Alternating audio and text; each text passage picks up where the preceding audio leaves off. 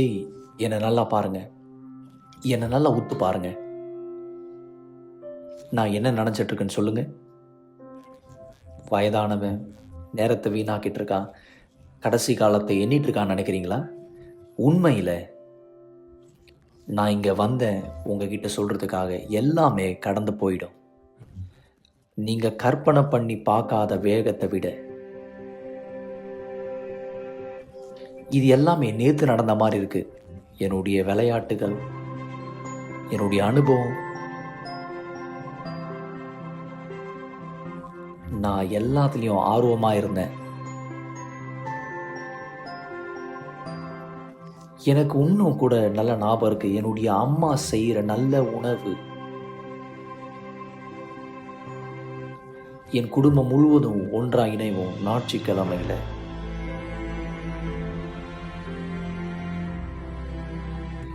எல்லாமே நான் அடைஞ்சேன். என்னுடைய கனவுகள் எல்லாமே நிறைவேற்றப்பட்டது. நான் விரும்பாதது எல்லாமே எனக்கு நடைபெற்றது. என் கண்களை திறக்கும் போது எனக்கு 50 வயசா இருந்தது, 70 ஆச்சு, 90 ஆச்சு. எல்லாமே கடந்து போயிடுச்சு. எவ்வளவு நாட்கள்? எதுவுமே இல்லை. எல்லாமே கடந்து போயிடுச்சு. இது எல்லாமே கொஞ்ச நேரம் மட்டும்தான் இருக்கும்.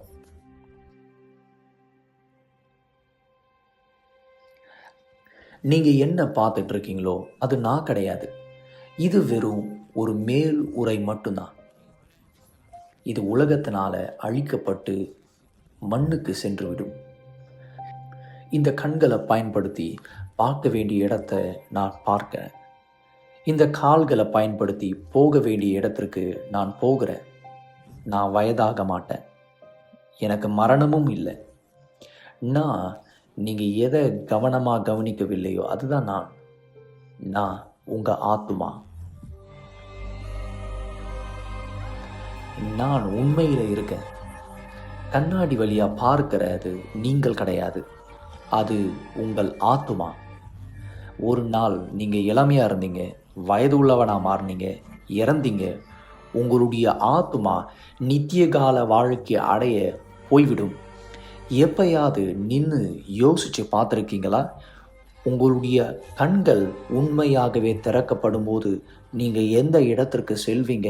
நான் இதை ஆத்துமாவை குறித்து சொல்கிறேன். வெளியே இருக்கிற காரியங்களை குறித்து மறந்துவிட்டு உங்களுக்குள்ள மறைந்திருக்கிற பொக்கிஷங்களை குறித்து நினைச்சு பாருங்க. இது எல்லாத்தையும் நீங்கள் தெரிஞ்சுக்கணும்னா உங்கள் ஆத்துமாவை குறித்து நீங்கள் இந்த புஸ்தகத்தை, பரிசுத்த புஸ்தகத்தை நீங்கள் தியானிக்க வேண்டும். வணக்கம் மக்களை, சரியாக நீங்க பார்த்த பிரகாரமாக இந்த வீடியோவானது ஒரு விளக்கத்தை உங்களுக்கு ஐந்தத்துல கொடுத்திருக்கும். நம்ம எல்லோருக்குமே இது உண்டு. ஆசை என்னது? ஆத்மா. இந்த ஆத்மாவானது 2 இடங்களில் இந்த இடத்துல செல்ல முடியும். நம்ம ஒவ்வொருத்தரோருக்கும் 2 தீர்மானங்கள் எடுக்கிற வாய்ப்பானது கொடுக்கப்பட்டதாக இந்த இடத்துல இருக்கு. எது இந்த 2 தீர்மானம்? ஒண்ணு சரியானது, இன்னொன்னு தவறானது. நாம மரணத்துக்கு பிற்பாடு பல மக்கள் இந்த இடத்துல யோசிக்கிறது என்ன? நான் இறந்த பிற்பாடு எல்லாமே இந்த இடத்துல முடிந்து விடும். மக்கள் பிரச்சனையை முடிஞ்சிடும்னு நினைக்கிறாங்க. மக்கள் அவங்களுடைய வாழ்க்கையினுடைய கடினமான நாட்கள் இந்த இடத்துல முடிஞ்சிடும்னு நினைக்கிறாங்க. மக்கள் இனி அந்த வலியை, வேதனையை சந்திக்க போவதில்லை. நான் இறந்துட்டா எல்லாமே இந்த இடத்துல முடிந்தது அப்படின்னு எத்தனை மக்கள் ஒரு தவறான யோசனை உடையவரா இருக்காங்க. என்ன சொல்றீங்க? தவறான யோசனையா? மிக சரி, தவறான யோசனை தான். ஏன்னா நம்ம இறந்த பிற்பாடுதான் நித்திய கால வாழ்க்கை தொடங்குகிறது. இந்த நித்திய காலம் தேவனுடைய ராஜ்யத்தில் இருந்தால் ஆமேன், அவருக்கு மகிமை உண்டாவதாக.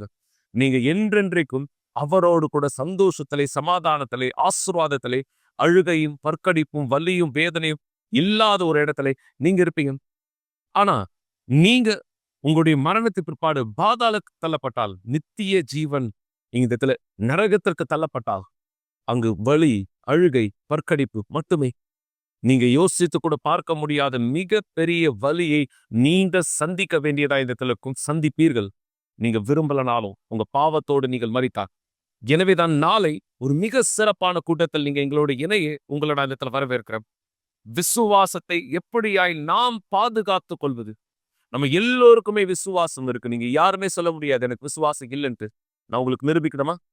நீங்க ஒவ்வொரு ராத்திரி படுக்கைக்கு போகும்பொழுதும், நாளை தினம் நான் என்ன செய்ய போறேன்றது யோசிக்கிறீங்க. திட்டம் வகுக்கிறீங்க. நாளைக்கு நான் யாரை சந்திக்கணும், எந்த இடத்துக்கு போகணும், நான் என்ன செய்யணும் அப்படின்ற யோசனையை, அப்படின்ற விருப்பத்தை நீங்க உங்களுக்குள் உடையவரா இருக்கீங்கன்னா, உங்களுக்கு விசுவாசம் இருக்கு. என்ன சொல்றீங்க? ஏன்னா நீங்க நம்புறீங்க. நாளை நான் இந்த இடத்துல எழுந்துப்பேன். நாளை நான் இதை செய்ய போறேன். நாளை நான் இந்த இடத்துல இந்த பதில் நான் பார்க்க போறேன். நிச்சயம் இல்லாத ஒன்றை நீங்க நம்புகிறீர்கள். இதுதான் விசுவாசம். அப்போ உங்க ஒவ்வொருவருக்குமே விசுவாசம் என்பது உண்டு. ஆனா அந்த விசுவாசத்தை நீங்கள் காத்துக் கொள்கிறீர்களா? குறிப்பாக உங்களுடைய ஆத்துமாவை ரட்சிக்கக்கூடிய விசுவாசத்தை காத்துக் கொள்ளக்கூடியவராய் இருக்கிறீர்களா? யோசிங்க மக்களே. நீங்க இந்த விசுவாசத்தை காத்துக்கொள்ள நிறுத்தல விரும்புறீங்கன்னா, இந்த விசுவாசத்தை பலப்படுத்திக் கொள்ள தேவனோடு இன்னும் நெருங்கி வருவதற்கான வழியை தெரிந்து கொள்ள விரும்புறீங்கன்னா, நாளை யூனிவர்சலாலையும் தேவனுடைய ராஜ்யத்தில் எந்த இடத்தை வேண்டுமானாலும் நீங்கள் நம்முடைய தலைமை சபையோ அல்லது கிளை சபைகளிலோ எங்களோடு இணையலாம்.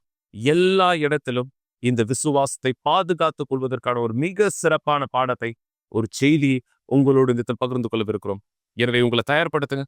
நாளை குறிப்பாய் மாலை 7 மணிக்கு நீங்கள் இந்த கூட்டத்தில் எங்களோடு இந்த இணைந்திருக்க முடியாகும். எல்லோருடைய விசுவாசம் பாதுகாக்கப்பட முடியும். அந்த பாதுகாப்போடு தேவனுடைய பதில்களை நீங்கள் பெற்றுக்கொள்ள முடியும். தொடர்ந்து இந்த செய்தியை பேசுறதுக்கு முன்னாடி இன்னொரு ஒரு அருமையான சாட்சியை இந்த நீங்க பார்க்க நான் விரும்புறேன். இந்த இளம் பெண்ணுடைய சாட்சி, தன்னுடைய விசுவாசத்திலே இவன் எப்படியாக நரகத்தை ஜெயித்தார். ஆம், நரகத்தை எப்படியாக ஜெயித்தார்? சாட்சியை பாருங்கள் இப்பொழுதே.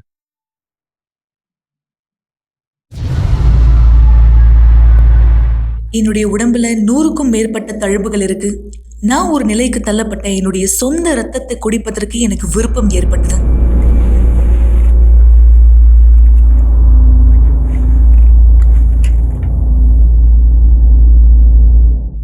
எனக்கு தெரியும் இந்த புகைப்படம் எல்லாமே வினோதமா இருக்குன்னு. ஆனா இது வெளிப்படுத்துது எனக்குள்ளாக என்ன நடந்துட்டு இருந்ததுன்றது. இது எல்லாவற்றையும் நானே என்னுடைய சொந்த உடம்புல செய்தேன். ஏன்னா எனக்குள்ளாக இருந்த வெறுப்பை வெளியெடுக்கிறதுக்காக. எனக்கு 6லேருந்து 7 வயசு இருக்கும் பொழுது நான் பாலியல் துன்புறுத்தலால பாதிக்கப்பட்டிருந்தேன். அது எனக்குள்ள மிகப்பெரிய ஆறாத காயங்களை கொண்டு வந்தது. அதுக்கு பிற்பாடு எங்களுடைய வீட்டுல நிறைய வாக்குவாதங்கள் நடக்கும். என்னுடைய அம்மாவை 2வதாக திருமணம் செய்து கொண்ட அந்த நபர், அவர்னால ஒவ்வொரு நாளும் வீட்டுல சண்டை நடக்கும். அவர் குடிப்பழக்கத்துக்கும் போதை பழக்கத்துக்கும் அடிமையானவரா இருந்தார். நான் என் கண்ணால பார்த்திருக்கேன் என்னுடைய அம்மாவை அவர் கொலை செய்ய முயற்சி பண்ணது. இது எல்லாத்துக்குமே நான் தான் காரணம்னு சொல்லி எல்லா பழியும் நான் என் மேலேயே எப்பவுமே போட்டுப்பேன். அப்பதான் எனக்கு ஒரு யோசனை வந்தது. எனக்குள்ளாக இருக்க எல்லா காயத்தையும் வெளியே கொண்டு வரணும் அப்படின்னா என்னுடைய உடம்ப நான் காயப்படுத்துறது தான் ஒரே வழின்னு. நான் என்னை காயப்படுத்திக்கிட்டேன். ஏன்னா நானே நினைச்சேன் நான் உண்மையாகவே கஷ்டப்படணும் அப்படின்னு. இது நடந்ததுக்கு எல்லாமே நான் தான் காரணம் அப்படின்னு நினைச்சு என்னுடைய உடம்பு தான் இதுக்கு விலை செலுத்தணும்னு நினைச்சேன். நான் என்னுடைய உடம்பை அறுத்துக்கும் பொழுது அது ஒரு போதையை போல இருந்தது. நான் பிளேட்னால என்னுடைய கரங்கள், என்னுடைய வயிற்று பகுதியை வெட்டினது மட்டும் இல்லாம நான் என்னுடைய கையில அந்த நாடி துடிப்பு இருக்க இடத்துல ஒரு ஷார்ப்பான கத்தியை வச்சு குத்தி இருக்கேன். எனவே அதற்குள்ளாக இருக்க ஆழமான ஒரு காயம் வெளிப்படும்படியாக, அது மூலமா ஏற்படுற வலியை நான் உணர்றதுக்காக நேரங்கள் போச்சு. முன்னாடி நான் எப்படி உணர்ந்தேனோ அதே போல இனிமேலும் நான் உணரல. அப்பதான் சிகிச்சை செய்யும் பொழுது ஒரு சின்ன கத்தியானது வச்சிருப்பாங்க. அதை வச்சு என்னையே நான் குத்திக்க ஆரம்பிச்சேன்.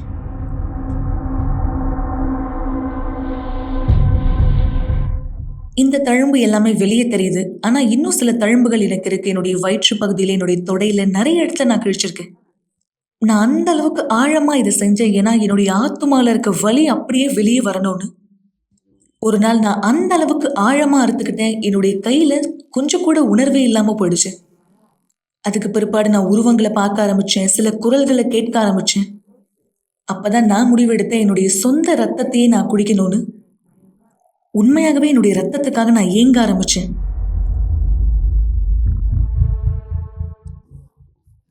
ஆனா மறுபடியும் நான் என் உடம்பு அறுத்துக்கிட்டது முன்னாடி போல அந்த உணர்வு எனக்கு கொடுக்கல. அதுக்கு பிற்பாடு சில வாரங்கள் நான் எப்படி மரித்து போகணும்னு யோசிக்க ஆரம்பிச்சேன். நான் மறிக்கணும்னு நினைச்சேன், அவ்வளவுதான். என்னால சரியாவே மூச்சு விடவே முடியாம போயிடுச்சு. என்னை பொறுத்த வரைக்கும் மூச்சு விடுறதே ஒரு மிகப்பெரிய பாரம். என்னுடைய அம்மா தூக்க மாத்திரை எடுத்துப்பாங்க. ஒரு நாள் அவங்க தூங்கிட்டு இருக்கும் பொழுது நான் எல்லா மாத்திரையுமே எடுத்து முழுங்கிட்டேன். இந்த புகைப்படம் அன்னைக்கு எடுத்ததுதான். மொத்தம் நான் 62 மாத்திரைகளை முழுங்கினேன். அதுக்கு பிற்பாடு பல மாதங்கள் நான் சுயநினைவு இல்லாம இருந்தேன். என்னுடைய உறவினருக்கு அனுப்பும்படியா எங்க அம்மா இந்த போட்டோவை எடுத்தாங்க. அந்த காலத்துல நான் நாப்கின் பயன்படுத்த வேண்டியதா இருந்துச்சு. ஏன்னா என்னால எதுவுமே செய்ய முடியல. ஏன்னா என்னால எழுந்துக்கவே முடியாது.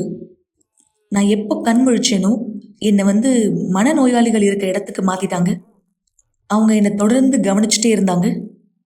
அந்த மாதிரி மனநோயாளிகள் இருக்க இடத்துல அவங்க குளிக்கும் பொழுது கூட அவங்க கவனிச்சுட்டே இருப்பாங்க அவங்க என்ன செய்றாங்கன்னு. ஏன்னா என்னுடைய உயிர் அந்த நேரம் அபாயத்துல இருந்தது. எனக்கே என் மேல அவ்வளோ கோவம் இருந்தது. ஏன்னா என் வாழ்க்கையை நான் முடிச்சுக்கணும்னு நினைச்சேன். ஆனா அதை கூட என்னால ஒழுங்கா செய்ய முடியல.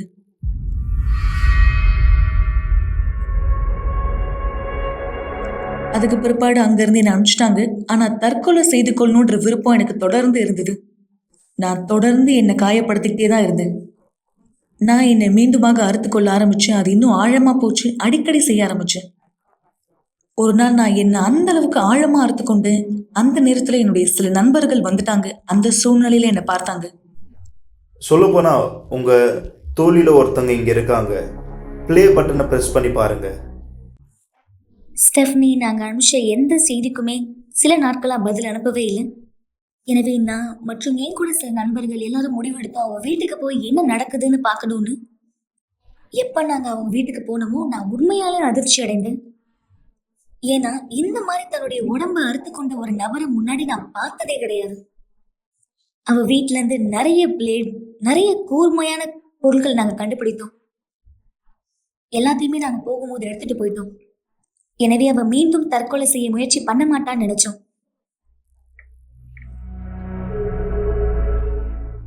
எனக்கு ஞாபகம் இருக்கு, அந்த நாள் அவங்க எனக்கு உதவி செய்ய வந்தாங்க. அவங்க என்கிட்ட என்னை பார்த்து சொன்னாங்க, நாங்க உன்னை விட்டுட்டு போயிட மாட்டோம் அப்படின்னு. தேவனும் என்னை விட்டு போயிட மாட்டாருன்னு அவங்க எனக்கு சொன்னாங்க.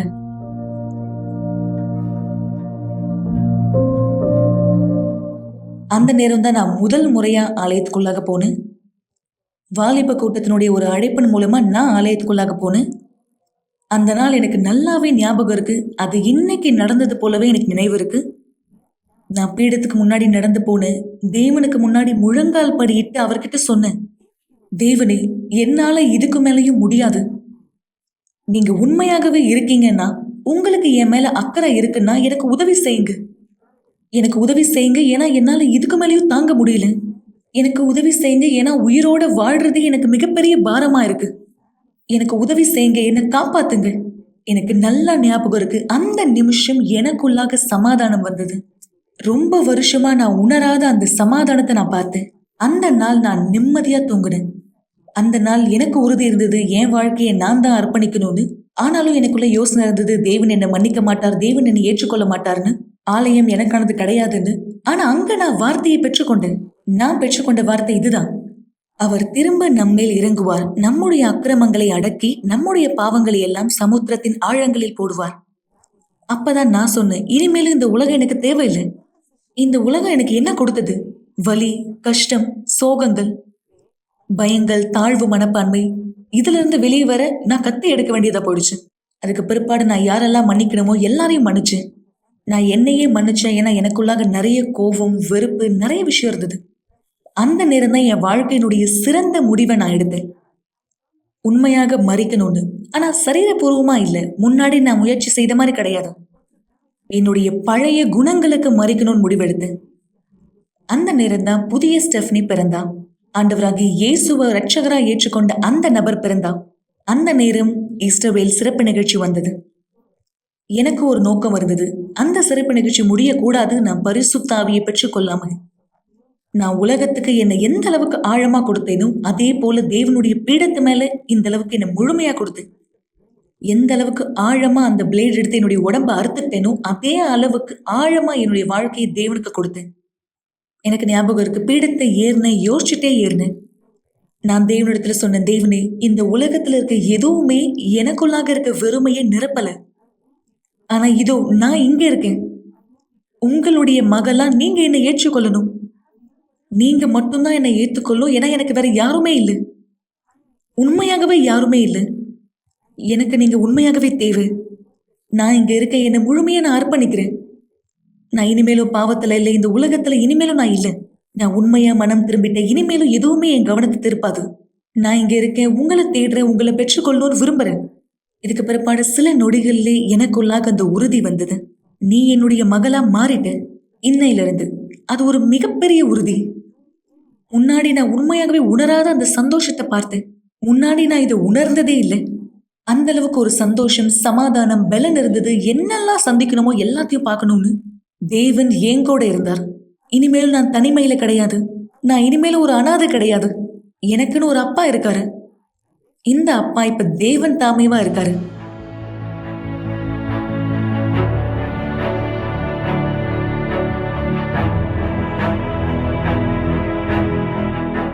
இன்னைக்கு நான் வாலிப குழுல ஒரு பகுதியில இருக்கேன்.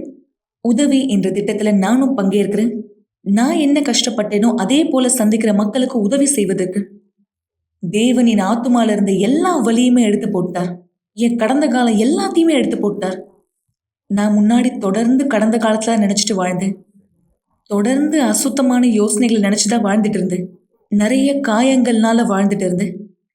ஆனா தேவன் எனக்குள்ளாக நான் சுமந்த எல்லா வலிகளையுமே எடுத்து போட்டார். இனிமேலும் எந்த தழும்புகள் காயங்களும் இல்லை, ஏன்னா தேவன் எடுத்து போட்டார். முன்னாடி நான் விரும்பினது எல்லாமே சாகணும்னு மட்டும்தான். அதே போல் நான் செய்தேன். யூனிவர்சல் ஆலயத்தினுடைய தண்ணீர் ஞானஸ்தான தொட்டியில மறித்தேன்.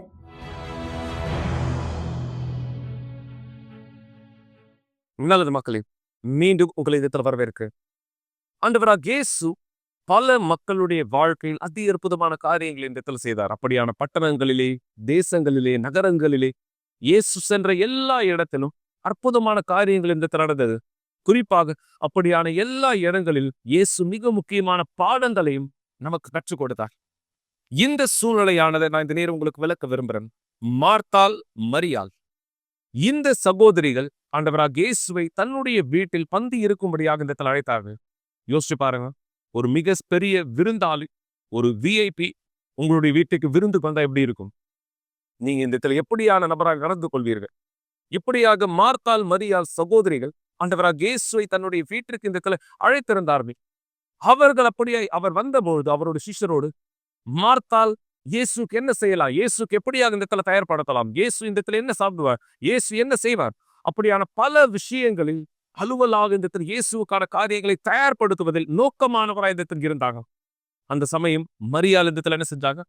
இயேசுனுடைய பாதத்தருகே அமர்ந்து இயேசுவானவர் எந்த வார்த்தையை பேசுகிறார், அவர் என்ன சொல்லி கொடுக்கிறார், அவர் என்ன இந்த இடத்துல பேசுறார், அதை கவனித்து கேட்கிறவரா இருந்தாங்க. ஒரு குறிப்பிட்ட நேரம் மார்த்தாள் அப்படியான கோபத்தோடு இயேசுகிட்ட வந்து, இயேசுவே, நான் மட்டும் தனியா எல்லா வேலையை செஞ்சுட்டு இருக்கேன், என் சகோதரி கிட்ட நீங்க சொல்லுங்க, அவளும் என்னோடு கூட வந்து உதவி செய்ய முடியாது. இங்கு இந்த வார்த்தையானது மார்த்தாள் பேசின பிற்பாடு ஆண்டவராக இயேசு சொன்னது என்ன? மரியாள், போய் வேலை செய், உங்க சகோதரி உதவி செய்ய அப்படின்னு சொன்னாரா? ஏன்னா நான் விருந்துக்கு வந்திருக்கேன், விருந்தை சீக்கிரம் தயார்படுத்துன்னு சொன்னாரா? இயேசு சொன்ன வார்த்தையானதுன்னு, மார்த்தாளே, மார்த்தாளே, நீ பல வேலைகளில் அலுவலாயிருக்கிறாய், தேவையானது ஒன்றே. தேவையானது என்ன? ஒன்றே. மரியாள் நல்ல ஈவை தெரிந்து கொண்டாள். எது செய்வதற்கு சரியானதோ அதை தெரிந்து கொண்டாள். என இயேசு அந்த வீட்டுக்குள் இந்த இடத்துல வந்திருந்த பொழுது அவருடைய நோக்கம் அங்கு அவர்கள் சமைக்கிற அந்த விருந்தோ அந்த உணவோ கிடையாது. அவருடைய வார்த்தையினால் இந்த வீட்டையும் இந்த வீட்டாரையும் ஆசீர்வதிப்பது. நீங்க எப்பொழுதெல்லாம் ஆலயத்துக்கு இந்த இடத்துல வர்றீங்களோ அல்லது தேவனுடைய வார்த்தையை கேட்பதற்கான வாய்ப்பு உங்களுக்கானதா கிடைக்குதோ, நீங்க தெளிவாக இந்த இடத்துல புரிந்து கொள்ளுங்க. அந்த வார்த்தையை நீங்க கவனமாய் செவி கொடுத்து கேட்பதுதான் தேவனுடைய விருப்பமானதா இருக்க தவிர, நீங்க தேவனுக்காய் மற்ற காரியங்களாய் என்ன செய்ய விரும்புறீங்களோ அதன் மீது தேவனுடைய நோக்கமானதல்ல. என்னுடைய வாழ்க்கையை நான் மாற்றிக்கொள்ள விரும்புறேன். என்னுடைய வாழ்க்கை மீது தேவனுடைய பதில்களை நான் பெற்றுக்கொள்ள, அவருடைய நாமத்தை மகிமைப்படுத்த இடத்தில் விரும்புகிறேன். தேவன் உதவி செய்ய தயாராக இருக்கிறார். அவர் உங்க வாழ்க்கையை மாற்ற தயாராக இருக்கிறார். மரியாளை போல தேவனுடைய வார்த்தைக்கு கவனமாய் செவி கொடுக்க தயாரா இருந்தார். இதுதான் இந்த தம்பதியர்களுக்கு நடந்தது. விசுவாசத்திலே இவர்கள் ஆண்டவராக இயேசுவினுடைய சத்தத்துக்கு எப்படி செவி கொடுத்தார்கள், தங்களுடைய வாழ்க்கை மீது இருந்த கடினமான சூழ்நிலையை எப்படியாக இடத்தில் ஜெயித்தார்கள். மிக நிச்சயம் உங்களாலும் அப்படியாக சூழ்நிலைகளை ஜெயிக்க முடியும் என்பதை தெரிந்து கொள்ளும்படியாக இப்பொழுதே இந்த சூழ்நிலை உங்க வாழ்க்கையில் மாற முடியும் என்பதை புரிந்து கொள்ள இந்த சாட்சியை பாருங்கள். பொழுது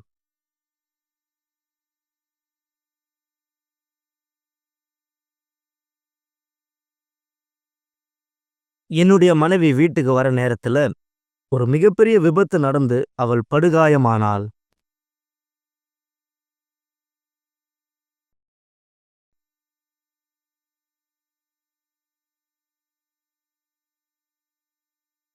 "14 நிமிஷத்துல வீட்டுக்கு வந்துடுறா" அப்படின்னு சொன்னா. 14 நிமிஷம் கடந்துச்சு, வீட்டுக்கு வரல. அப்போ நான் என் மனைவிக்கு ஃபோன் பண்ணேன். யாரோ ஒருத்தர், ஒரு ஆண் ஃபோன் எடுத்து பதில் சொன்னார். எனக்கு ஒரு அதிர்ச்சியா இருந்தது. அவர் சொன்னார், "உன் மனைவி படுத்த படுக்கை ஆயிட்டாங்க." இந்த தகவலை கேட்ட உடனே என் ஆத்மா ஏதோ ஆனது போல் இந்த நேரம் மூச்சு இழுத்து விட்டு சொன்னேன். அவங்க, "நீங்கள் யாருன்னு?" கேட்டாங்க. "நான் அவருடைய கணவன்." நான் அவர்கிட்ட கேட்டேன், "நீங்கள் யாரு?" "நான் ஒரு பேராமெடிக்." அப்போ அவர் சொன்னார், "உங்கள் மனைவி ஒரு மோசமான கார் விபத்தில் சிக்கிக்கிட்டாங்க. நாங்கள் அவங்கள மருத்துவமனைக்கு கொண்டு செல்கிறோம்."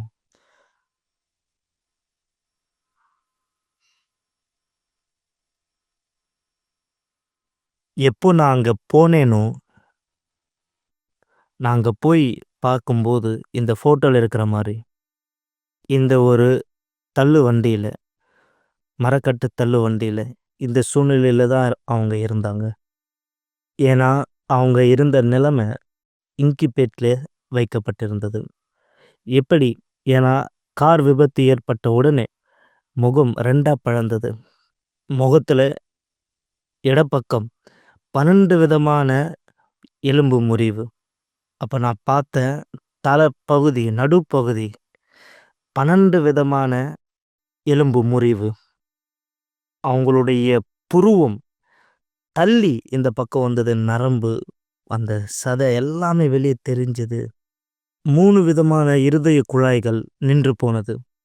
கடைசியாக சொல்ல பார்த்தா, அதாவது அவங்க இறந்துட்டாங்க. நேர்மையாக சொல்லணும்னா அவங்களுக்கு இருந்தது 21 நிமிஷம்தான். 15 நிமிஷம் மருத்துவ இயந்திரங்கள் எல்லாமே நின்று போயிடுச்சு. ஒரு நரம்பு மட்டும் துடிச்சுனே இருந்தது. அந்த சிபிஆரில் ரேஞ்ச் ஆனது காட்டிக்கிட்டே இருந்தது. அப்போ அவங்கள நேராக ஆப்ரேஷன் செய்யக்கூடிய இடத்துக்கு கூட்டிகிட்டு போயிட்டாங்க. இது ராத்திரி 11 மணிக்கு நடந்தது. என் பேர் மிலேனா. அடர்வாமாங்கிற ஸ்டேட் ஹாஸ்பிட்டலில் நான் தேட்டர் நர்ஸாக இருக்கேன்.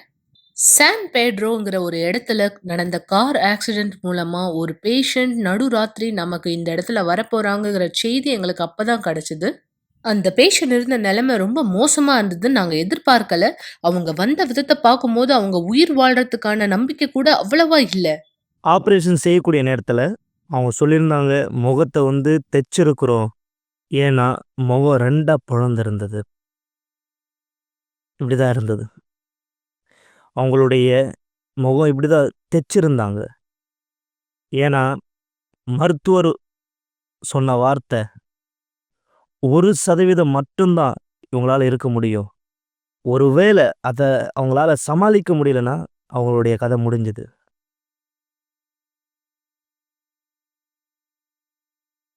எப்போ ஆப்ரேஷன் முடிஞ்சதோ இப்படியே தான் நான் அவங்கள பார்த்தேன். அங்கே போனேன். ஐசியூக்குள்ளே உள்ளே போய் பார்க்கும்போது இது இவங்க தானா என்னால் ஞாபகப்படுத்தவே முடியல. அன்னைக்கு பார்க்கும்போது எனக்கு அந்த அளவுக்கு ஆச்சரியமாக இருந்தது. எனக்கு கவலையாக இருந்தது. என்னை நர்ஸு கேட்கும்போது, "உங்களுக்கு பசங்க இருக்காங்களா?" நான் சொன்னப்போ, "எனக்கு பொண்ணு இருக்காங்க." என்னுடைய மனைவி தலை அசைச்சு வேதனையாக இருந்தாங்க. உங்களால் பேச முடியல. நான் நினச்சேன், என் மனைவி இறந்துட்டானா இனிமேல் நான் தான் என் பொண்ணுக்கு. ஒவ்வொரு முறை நான் போய் பார்க்கும்போது என்னுடைய மனைவியை ஐசியூவில் கோமா ஸ்டேஜில் இருந்தாங்க. மருத்துவர் சொல்கிற வார்த்தை, அவங்களால உயிர் பிழைக்கவே முடியாது. நான் பெற்றுக்கொண்ட மருத்துவ ரிப்போர்ட் பார்த்தீங்கன்னா, இங்கே சொல்லப்பட்ட பிரகாரம் இந்த பேஷண்ட் ஒரு கார் விபத்தில் சிக்கிக்கொண்டார். ஆகஸ்ட் மாதம் 2021 மிகப்பெரிய படுகாயத்தில் இவர் முகத்தில் காயப்பட்டார். தற்செயலாய் அவருடைய முகத்தை தைத்திருக்கிறோம். அவர் பிழைக்க முடியாது. இந்த செய்தி தான் எனக்கு கிடைச்சது.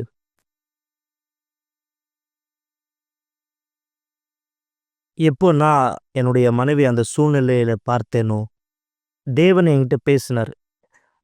பீடம் மட்டும்தான் இதை சரி செய்ய இயலும். அந்த வார்த்தை எனக்குள்ள பலமா கேட்டுச்சு. எப்போ விபத்து நடந்ததோ எல்லாருமே கை விட்டுட்டாங்க. ஆனால் பீடத்தின் மேலே நான் போனேன். நான் கீழ்ப்படிஞ்சேன்.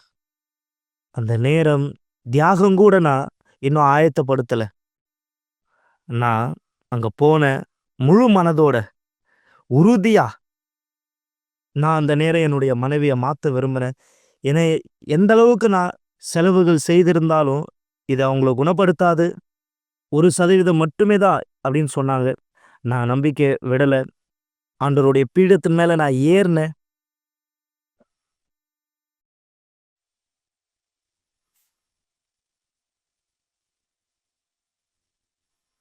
அப்போ நான் தேவன்கிட்ட பேசினேன். தேவன்கிட்ட சொன்னேன், நான் இன்னொரு கல்யாணம் பண்ண விரும்பல ஆண்டவரே.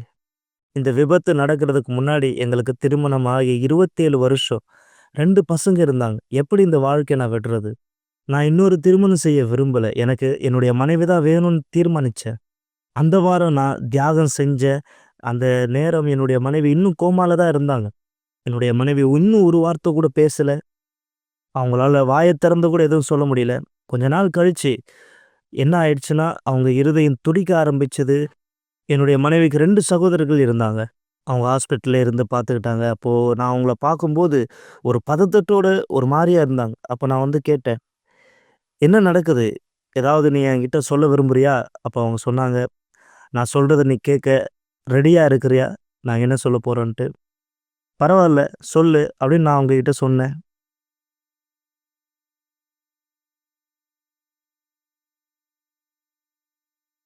இதுதான் அந்த செய்தி.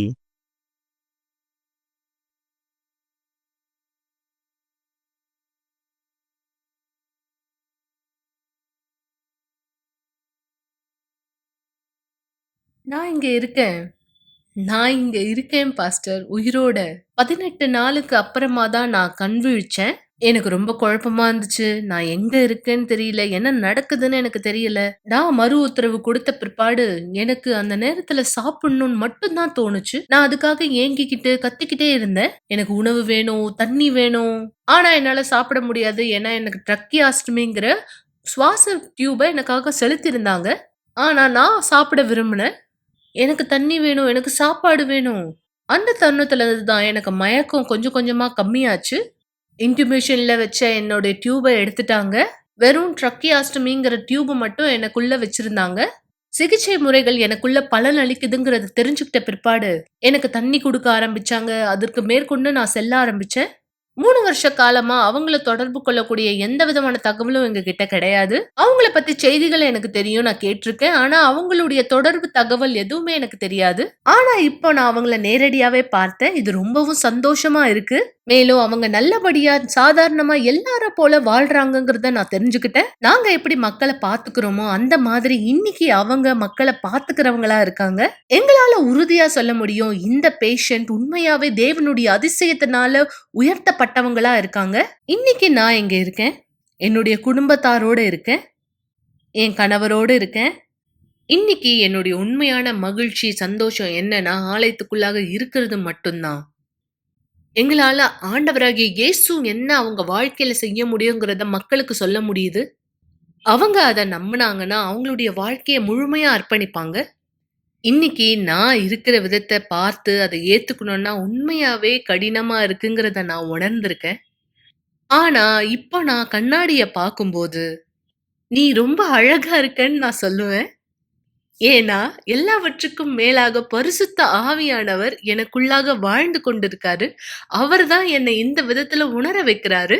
சில நாட்களுக்கு முன்னாடி என்னுடைய கணவர் கேலி செஞ்சு சொன்னாரு, "இங்க பாரு, உனக்கு இங்க ஒரு கண்ணு கிடையாது. ஆனா பரலோகத்துல உனக்கு 2 கண்களும் இருக்கும்னு" சொன்னாரு. இது உண்மை. எனக்கு 1% உயிர் வாழ தான் வாய்ப்பு இருந்தது. மேலும் என் குடும்பத்தார் இடத்துல சொல்லியிருந்தாங்க, இறுதி சடங்குல வைக்க திறந்த வழியா இருக்கிறதுக்காக என்னுடைய முகத்த தைப்பாங்கன்னு. அந்த 1% வாய்ப்ப மட்டும் தான் நாங்க பீடத்து மேலாக வைத்தோம். மேலும் 100% விசுவாசத்த நாங்க பீடத்து மேல வைத்தோம். இன்னைக்கு அது 1000% எங்களுக்கு பதில் அளிச்சுக்கிட்டு இருக்கு. எனவே மக்களை, சாட்சியானது உங்களுக்கு விளக்கமானதை இந்த இடத்துல கொடுத்திருக்கும். இப்பொழுது நீங்க செய்ய வேண்டியது என்ன? உங்களுடைய பிரச்சனைகள், உங்களுடைய கடினங்கள், உங்களுடைய போராட்டங்கள் எதுவாக வேண்டுமானால் உங்க வாழ்க்கை மீது சுமத்தப்பட்ட ஒரு மிகப்பெரிய பாரமானதா இருக்கலாம். அது எல்லாமே உங்களால் ஜெயிக்க முடியும். பாசமா இன்னும் அதிகம் தெரிந்து கொள்ள விரும்புற இலவச தொலைபேசி எண்களில் எங்களை தொடர்பு கொள்ளுங்கள். மிக நிச்சயமாய் ஆலோசனைகள் உங்களுக்கு இந்த இடத்தில் இலவசமாய் இந்த இடத்துல வழங்கப்படும். எந்த விதமான கட்டணமும் இந்த இடத்துல கிடையாது. நீங்க நேரடியாக கூட்டத்துக்கு இந்த இடத்துல வரலாம். எங்களோடு இந்த இடத்தில் தொலைபேசியில் தொடர்பு கொள்ளலாம். தேவன் உங்களுக்கு அவருடைய அதி அற்புதமான பதிலை கொடுக்க முடியும். மாற்றமானது உங்களால் உங்க வாழ்க்கை மீது கைப்பற்ற முடியும். தேவன் உங்களை இதத்தில் ஆசீர்வதிப்பா, உங்க வாழ்க்கையை வழி நடத்துவா. அவர் சத்தத்துக்கு கவனமாய் செவி கொடுங்கள். மேலும் நாளை ஆலயத்தில் உங்களை சந்திக்கிறேன். பல பதில்களை பெற்றுக்கொள்ளும்படியாக விசுவாசத்தை காத்துக்கொள்ள எங்களோட இணைந்திருங்கள். தேவன் உங்களோடு இருப்பார்.